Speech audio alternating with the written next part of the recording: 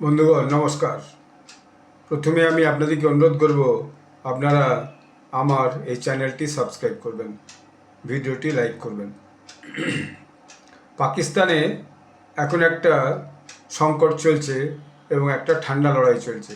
সেটা হচ্ছে পাক সেনাপ্রধান অসীম মুনির এবং যে পাকিস্তানে যে পলিটিক্যাল এস্টাবলিশমেন্ট আছে অর্থাৎ পিএম অফিস এবং শাহবাজ শরীফ দুজনের মধ্যে একটা টানাপোড়েন চলছে। টানাপোড়েনটার কারণটা হচ্ছে এই যে অসীম মুনির তার কার্যকাল শেষ হতে চলেছে।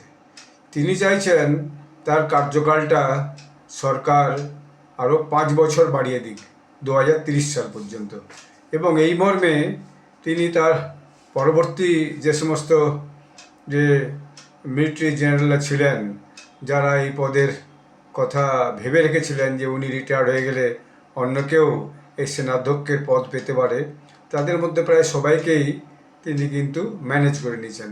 বিভিন্নভাবে তিনি তাদেরকে কিছু বিশেষ বিশেষ সুযোগ সুবিধা দিয়ে কিন্তু তিনি ম্যানেজ করে নিয়েছেন, যেটা 2-3টে নিউজ দেখলাম, নিউজ 18 এবং এনবিটি নিউজ।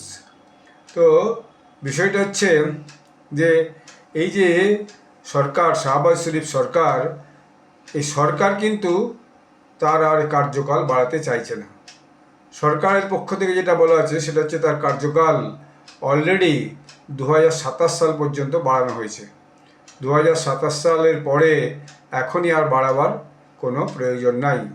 এর মধ্যেই যদিও যে ওখানকার যিনি রক্ষামন্ত্রী খাজা আসিফ, তিনি এর মধ্যে বলেছিলেন যে দেশে একটা হাইব্রিড সরকার চলছে। হাইব্রিড সরকার মানে সেনা অধ্যক্ষ, সেনা প্রধান অথবা সৈন্য নেতৃত্ব এবং নাগরিক সরকার, অর্থাৎ যে সিভিল গভর্নমেন্ট আছে, তারা মিলে সমস্ত রকমের ফয়সলা দিচ্ছে। কিন্তু এখন দেখা যাচ্ছে মনে হচ্ছে সেইখানে একটা সংকটের সম্ভাবনা তৈরি হয়েছে। এবং এই যে দুটো জায়গা রাওয়ালপিন্ডি এবং ইসলামাবাদ, এর মধ্যে একটা বেশ টানাব অর্থাৎ বেশ টানাপোড়েন এবং টেনশন শুরু হয়েছে। রাওয়ালপিন্ডি হচ্ছে পাকিস্তানের সেনা হেডকোয়ার্টার, আর ইসলামাবাদ হচ্ছে রাজধানী। তো সেনা হেডকোয়ার্টারে মূলত আসিম মুনির এবং অন্য জেনারেলরা বসেন। ইসলামাবাদে তো যে সিভিলিয়ান সরকার অর্থাৎ নওয়াজ শরীফের, এই শাহবাজ শরীফের সরকার, নওয়াজ শরীফের ভাই শাহবাজ শরীফের সরকার চলছে।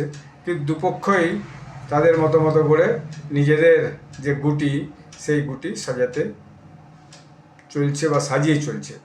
এখন দেখা গেছে যে যে PMLN, যেটা এখন পাকিস্তানের যে সরকারে বসে আছে, সে সরকার, তারা ভাবছে যদি 2030 পর্যন্ত এখন আসিম মুনিরকে দায়িত্ব দিয়ে দেওয়া হয়, তাহলে পরে তার 5 সাল বাড়িয়ে দিলে কিন্তু তার প্রভাব অনেক বেড়ে যাবে এবং তার উপর কোন রকমের যে লাগাম লাগানো সম্ভব হবে না এবং প্রতিষ্ঠানের উপর হাবি হয়ে যাবে এবং খুলকর রাজনীতি করতে থাকবে, অর্থাৎ একদম পরিষ্কারভাবে রাজনীতি করতে থাকবে। এখন এই সূত্র থেকে বলা হচ্ছে যে এই যে PMLN, এরা কিন্তু চাইছে না যে এখনই তাকে একেবারে আরও 5 বছরের জন্য এক্সটেনশন দেওয়া হোক। স্বাভাবিকভাবেই এক তো মিলিটারি প্রধান আছেনই, তারপর যদি এখনই তাকে 5 বছরের জন্য দিয়ে দেওয়া হয়, তার তো সেই পাওয়ারও হয়ে যাবে, যাকে বলে ল্যাজ বেরিয়ে যাবে। তো এরকম একটা যে দুই পক্ষের টানাটানি, দুই পক্ষের মধ্যে একটা চালবাজি শুরু হয়েছে। মুনির চাইছে কোনোভাবে তার শক্তিটা বাড়িয়ে তাকে যাতে করে 2030 পর্যন্ত যাওয়া হয়, তাকে দেওয়া হয় এক্সটেনশন, কিন্তু শাহবাজ শরীফ তাকে দিতে চাইছেন এবং বলেই দিয়েছে, তার তো অলরেডি আমরা করেই দিয়েছি 2027 পর্যন্ত, এখনই আর নতুন করে কোনো আমরা আর যে এক্সটেনশন বা নতুন করে কোনো অধিসূচনা আমরা জারি করব না, কোনো নোটিফিকেশন আমরা করব না। এই নিয়ে মুনির আবার দেখা যাচ্ছে, অসীম মুনির, সে আবার অন্য দেশের একটা যে সাহায্য সেটা নেওয়ার চেষ্টা করছে। মূলত সে এখন কাতারকে এই ব্যাপারটাকে নিয়ে বুঝিয়েছে যে আপনি এটা একটু ফলো আপ করে দিন। এটা একটা খবরই যেটা দিয়েছে যে কাতার কে দিয়ে সে কোনোভাবে ওই যে সিভিলিয়ান গভর্নমেন্টকে বোঝানোর চেষ্টা করছে। আর একটা তার সুবিধা হয়েছে, ডোনাল্ড ট্রাম্প মাঝে মাঝেই তার খুব প্রশংসা করছেন আর শাহবাজ শরীফেরও করছেন যদিও, কিন্তু দুজনেই প্রশংসা করছেন। এতে তার তো আরও অনেক বেশি বেড়ে গেছে, গুরুত্ব বেড়ে গেছে। হোয়াইট হাউসে ডেকে খাওয়া দাওয়া করিয়েছেন, তাতেও তার গুরুত্ব বেড়ে গেছে।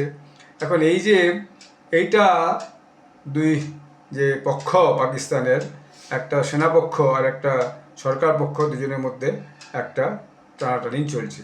এবং এর মধ্যেই মুনির কী করেছেন, আইএসআইয়ের যে হেড ছিলেন আসিম মালিক, তার যে চাকরি অর্থাৎ তার যে সময়, সেটাকে তিনি মানে অনির্দিষ্টকাল পর্যন্ত তাকে বাড়িয়ে দিয়েছেন। ফলে কী হয়েছে, তিনি তাকে সন্তুষ্ট করতে পেরেছেন। এবং লেফটেন্যান্ট জেনারেল আমির হাসান নবাজ, তাকেও তার যে সময় জিএইচকিউয়ে তার যে দায়িত্ব, সেই সৈন্য সচিব তাকে বানিয়ে দিয়েছে। ফলে আর তারা কোনো আপত্তি করছে না। এবং অন্য যে সমস্ত অফিসার ছিল, জেনারেল ছিল, তাদেরকেও কিন্তু সব বড় বড় পদ দিয়ে সে সবার মুখ বন্ধ করে, যাতে সেনাবাহিনীর মধ্য থেকে কোনো বিরোধ তৈরি না হয়। কিন্তু কোনো কোনো সূত্র বলছে সোশ্যাল মিডিয়াতে যে না, কিন্তু ভেতর থেকে সেনাবাহিনীর ভিতরে একটা বিদ্রোহ আছে, যদিও সামনে তারা কিছু প্রকাশ্যে বলছে না। এবং সরকারকে, সেনাই কোনো একটা পক্ষ থেকে এটাকে একটা তদারক করা হচ্ছে, যাতে অসীম মুনিরকে 27 সালে পরে আর না বাড়ানো হয়। আরে এখন তো 25 সাল, এখনও 26 পুরো আছে, 27 পুরো আছে। তবুও অসীম মুনির চাই যে কোনো না কোনোভাবে 30 সাল পর্যন্ত যদি সরকারের কাছ থেকে একটা নোটিফিকেশান বের করে দেওয়া যায়, তাহলে ভবিষ্যতে তার যে কোনোভাবে দেশের যে কর্তৃত্ব, পূর্ণ কর্তৃত্ব, সেটা তার আয়ত্ত করা সম্ভব হতে পারে। দেখা যাক এই টানাপোড়েনে আগামী দিনে সরকার যেতে না সৈন্যপক্ষ যেতে, আসিম মুনির যেতে, সেটা আমরা দেখতে পাবো কি অবস্থাটা দাঁড়ালো। এই ভিডিওটি দেখার জন্য আপনাদের সকলকে আমি ধন্যবাদ জানাচ্ছি। সকলে ভালো থাকবেন। নমস্কার।